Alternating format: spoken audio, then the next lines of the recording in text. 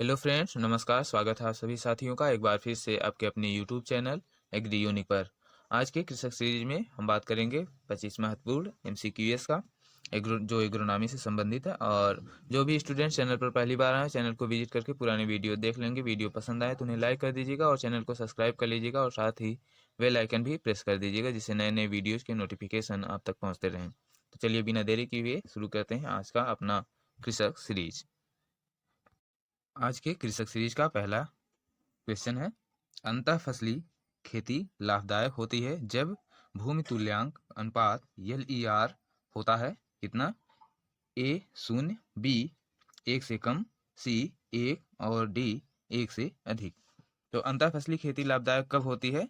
जब भूमि का तुल्यांक अनुपात जो है 1 से अधिक होता है, तब आपका अंतः फसली खेती लाभदायक होती है। तो ऑप्शन डी आपका राइट आंसर हो जाएगा। नेक्स्ट क्वेश्चन देखेंगे, क्वेश्चन नंबर 2। निम्न में से कौन खेती का प्रकार नहीं है? तो ऑप्शन ए है शुष्क खेती, ऑप्शन बी है पूंजीवादी खेती, और सी है मिश्रित खेती, और डी है विशिष्ट खेती। तो कौन सी खेती का प्रकार नहीं है? तो खेती के प्रकार देख लेते हैं। आपकी शुष्क खेती खेती का प्रकार है, पूंजीवादी खेती यह खेती का प्रकार नहीं है, और मिश्रित खेती यह खेती का प्रकार है, और विशिष्ट खेती यह भी खेती का प्रकार है। तो पूंजीवादी खेती आपका खेती का प्रकार नहीं है। यहाँ पर आपका राइट आंसर हो जाएगा option number B. Next question देखेंगे, क्वेश्चन नंबर 3। क्वेश्चन नंबर 3 क्या कह रहा है? धान गेहूं फसल प्रणाली मुख्य फसल प्रणाली है। तो ऑप्शन ए दिया है समुद्री क्षेत्र की, बी पश्चिमी भारत की, सी उत्तरी भारत की, डी दक्षिणी भारत की। तो धान गेहूं फसल प्रणाली जो है मुख्य फसल प्रणाली आपकी उत्तरी भारत की है। ऑप्शन सी आपका यहाँ राइट आंसर हो जाएगा। नेक्स्ट क्वेश्चन देखेंगे, क्वेश्चन नंबर 4। क्वेश्चन नंबर 4 है, आलू की फसल के खेत में मेड़ी चढ़ाते समय कद्दू वर्गीय फसलों का बोना क्या कहलाता है? ऑप्शन ए है मिलवा खेती, बी समानांतर खेती समानांतर फसल, और सी रिले फसल, डी क्रमबद्ध फसल। तो आपका आलू की फसल के खेत में मेड़ी चढ़ाते समय कद्दू वर्गीय फसलों का बोना क्या कहलाता है? तो एक फसल कटने से पहले यानी पकने से पूर्व, पकने और कटाई से पूर्व जब दूसरी फसल बोई जाती है उसी खेत में, तो उसे हम क्या कहते हैं? रिले क्रॉपिंग कहते हैं, रिले फसल कहते हैं। आपका राइट आंसर हो जाएगा ऑप्शन नंबर सी। नेक्स्ट देखेंगे, क्वेश्चन नंबर 5। क्वेश्चन नंबर 5 क्या कह रहा है? दो मुख्य फसलों के तैयार होने के बीच में अल्पावधि में तैयार होने वाली फसल को क्या कहते हैं? ऑप्शन ए है कैश क्रॉप अल्पावधि फसल, या बी कैश क्रॉप जिसे नकदी फसल के नाम से जानते हैं, सी इंटर क्रॉप जिसे सह फसल के नाम से जानते हैं, और डी उपरोक्त में से कोई नहीं। तो दो मुख्य फसलों के तैयार होने के बीच में अल्पावधि में तैयार होने वाली फसल को हम क्या कहते हैं? तो उसे हम कैश क्रॉप कहते हैं। कैश क्रॉप क्या होती है कि अगर आप फसल लगाए हुए हैं, उस फसल में कहीं कहीं का फसल जो है नष्ट हो गया है, तो वहां पर हम ऐसी फसलों को लगा देते हैं जिससे फसल तैयार होने के साथ साथ ही वह फसल भी तैयार हो जाए। तो ऐसे फसलों को हम कैश क्रॉप कहते हैं, अल्पावधि फसल कहते हैं। ऑप्शन ए यहाँ पर आपका राइट आंसर हो जाएगा। नेक्स्ट क्वेश्चन देखेंगे, क्वेश्चन नंबर 6। क्वेश्चन नंबर 6 क्या है? आदर्श आदर्श प्रकार के पौधे का विचार सर्वप्रथम किसके द्वारा दिया गया? तो ऑप्शन ए है आर्नन के द्वारा, बी आसना के द्वारा, और डी डोनाल्ड के द्वारा, और सी आदम्य के द्वारा। तो आदर्श प्रकार के पौधे का विचार सर्वप्रथम डोनाल्ड ने दिया था। ऑप्शन सी यहाँ पर आपका राइट आंसर हो जाएगा। अगला क्वेश्चन देखेंगे, क्वेश्चन नंबर 7 क्या कह रहा है? धान की परिपक्व होती हुई खड़ी फसल में बरसीम के बीज को छिटक कर बोना उदाहरण है। ऑप्शन ए है अंतः फसल का, बी रिले फसल का, सी मिलवा फसल का, डी सह फसल का।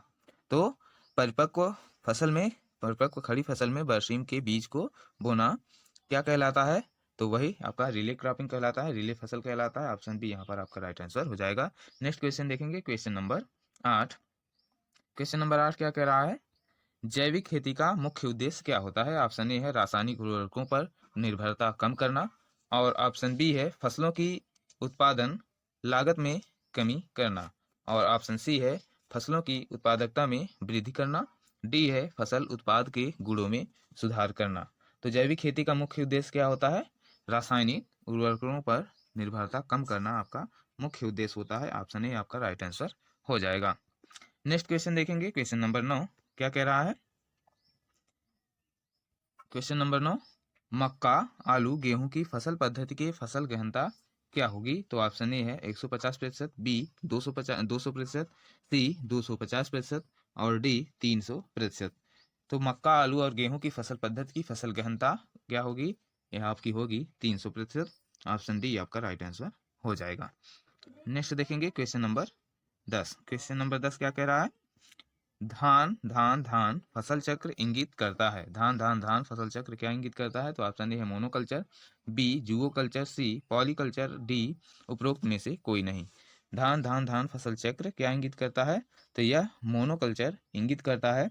ऑप्शन ए यहाँ पर आपका राइट आंसर हो जाएगा। नेक्स्ट क्वेश्चन देखेंगे क्वेश्चन नंबर 11। क्या कह रहा है? बचाव फसल के रूप में प्रयोग होने वाली फसलें हैं कौन कौन? ऑप्शन ए है सरसों, बी सूरजमुखी, सी कुसुम और डी मसूर। तो बचाव फसल के रूप में प्रयोग होने वाली कौन सी फसल है? तो इसमें आपका राइट आंसर हो जाएगा ऑप्शन नंबर सी कुसुम। ये आपका राइट आंसर हो जाएगा क्वेश्चन नंबर 11 का। नेक्स्ट देखेंगे क्वेश्चन नंबर 12। क्वेश्चन नंबर 12 क्या कह रहा है? इसको थोड़ा छोटा कर लेते हैं। क्वेश्चन नंबर 12 कह रहा है समीकरण LER-1 अपान LER गुणे सभी अंतः फसलों के मूल्य से पता लगाया जा सकता है। तो क्या पता लगाया जा सकता है? तो इसमें आपका ऑप्शन ए है MAI, ऑप्शन बी है LER, ऑप्शन सी है LAI और ऑप्शन डी है IAR। तो क्या पता लगाया जा सकता है? समीकरण LER-1 अपान LER गुणे सभी अंतः फसलों के मूल्य से। तो आपका पता लगाया जा सकता है MAI पता लगाया जा सकता है। आपका राइट आंसर हो जाएगा ऑप्शन नंबर ए। इसका फुल फॉर्म होता है monetary advantage index. Monetary advantage index पता लगाया जा सकता है LER-1 अपान LER गुणे सभी अंतः फसलों के मूल्य से। नेक्स्ट देखेंगे क्वेश्चन नंबर 13। क्या कह रहा है? कृषि प्रणाली पद्धति सर्वोत्तम उपयोग सुनिश्चित करती है। ऑप्शन ए है भूमि का, बी भूमि प्लस श्रम का, सी भूमि प्लस श्रम प्लस पूंजी का और डी भूमि प्लस श्रम प्लस पूंजी प्लस प्रबंधन का। तो कृषि प्रणाली पद्धति सर्वोत्तम उपयोग किसका सुनिश्चित करती है? तो आपका भूमि का भी, श्रम का भी, पूंजी का और प्रबंधन का भी। तो ऑप्शन डी आपका यहाँ पर राइट आंसर हो जाएगा। नेक्स्ट क्वेश्चन देखेंगे क्वेश्चन नंबर 14। क्या कह रहा है? क्वेश्चन नंबर 14, कौन पूरक का उदाहरण है? कौन पूरक का उदाहरण है? तो ऑप्शन ए है मक्का, गेहूं और अरहर गेहूं, सी सरसों गेहूं, डी यहाँ पे गन्ना होना चाहिए, गन्ना और गेहूं। तो इसमें सरसों और गेहूं पूरक फसल का उदाहरण है। ऑप्शन सी आपका राइट आंसर हो जाएगा। नेक्स्ट क्वेश्चन देखेंगे क्वेश्चन नंबर 15। मक्का, हरे भुट्टे के लिए शरदकालीन गन्ना और पेड़ी फिर गेहूं की फसल शस्य सघनता कितनी होगी? तो इसमें कितनी फसलें हैं? तो पहली फसल मक्का हो गई, दूसरा शरदकालीन गन्ना हो गया, फिर उसकी पेड़ी हो गई और फिर गेहूं हो गया। तो कुल चार फसलें हैं और चारों फसलें कितने वर्ष में हैं? तो आपकी 2 वर्षों में है। तो आपका ऑप्शन दिया है ए 133%, बी 233%, सी 333% और डी 433%। तो इसकी शस्य सघनता कितनी होगी? तो 133% होगी। ऑप्शन ए यहाँ पर आपका राइट आंसर हो जाएगा। नेक्स्ट क्वेश्चन, क्वेश्चन नंबर 16 देखेंगे। क्या कह रहा है? संरक्षित खेती में उच्च उत्पादन के लिए निम्न में कौन कारक उत्तरदायी है? तो ऑप्शन ए है उच्च प्रकाश संश्लेषण क्षमता, बी उच्च ऑक्सीजन की उपलब्धता और सी उच्च तापमान और डी उपरोक्त सभी। तो संरक्षित खेती में उच्च उत्पादन के लिए निम्न में से कौन सा कारक उत्तरदायी होता है? तो आपका कारक उत्तरदायी होता है उच्च प्रकाश संश्लेषण क्षमता उच्च उत्पादन के लिए। तो ऑप्शन ए आपका यहाँ पर राइट आंसर हो जाएगा। नेक्स्ट क्वेश्चन, क्वेश्चन नंबर 17 देखेंगे। क्वेश्चन नंबर 17 क्या कह रहा है?